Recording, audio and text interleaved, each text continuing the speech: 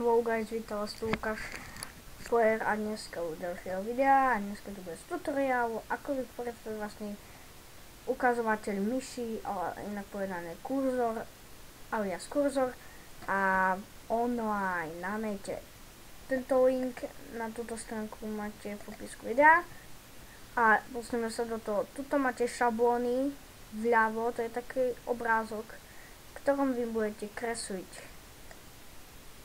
Tak, sem si vyberete hociakú šablónu myši, môžete mať napríklad 3D myš, no, môžete mať sklenenú myš, alebo 3D myš, alebo môžete mať túto, to je moja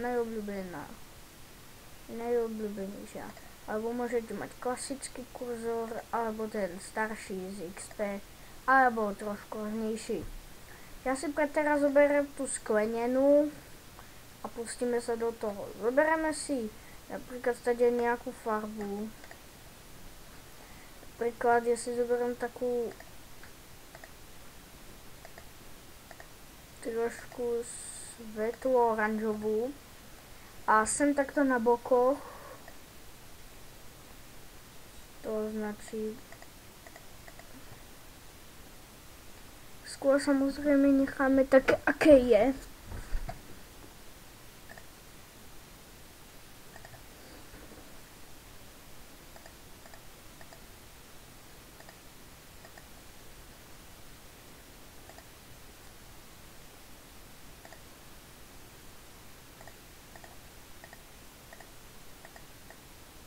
Tak.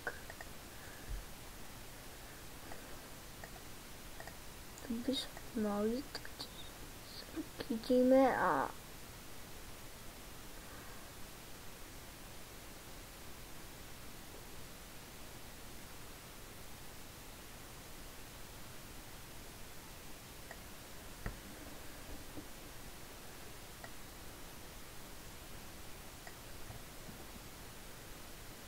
gumu potrebujem.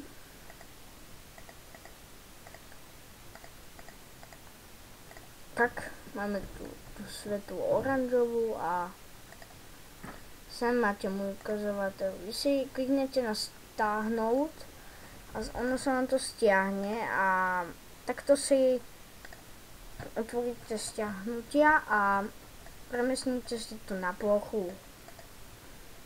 Tak. A teraz pôjdete do ponuky Štart, napíšete si tam myš a kliknete na túto myš. Si máte bla bla bla, ako rýchlo a ukazovatele a dáte prehľadávať. Dáte pracovná plocha a sem by ste mali mať môj ukazovateľ. Kliknete, alebo jak si to vy premenujete, to je na vás. Dáte použiť. OK, a máte sklenenú myš, ako ste si urobili. Tak, to by bolo všetko z tohoto tutoriálu. Ja sa s vami rozlúčim a uvidíme sa na budúce. Čaute. Čau.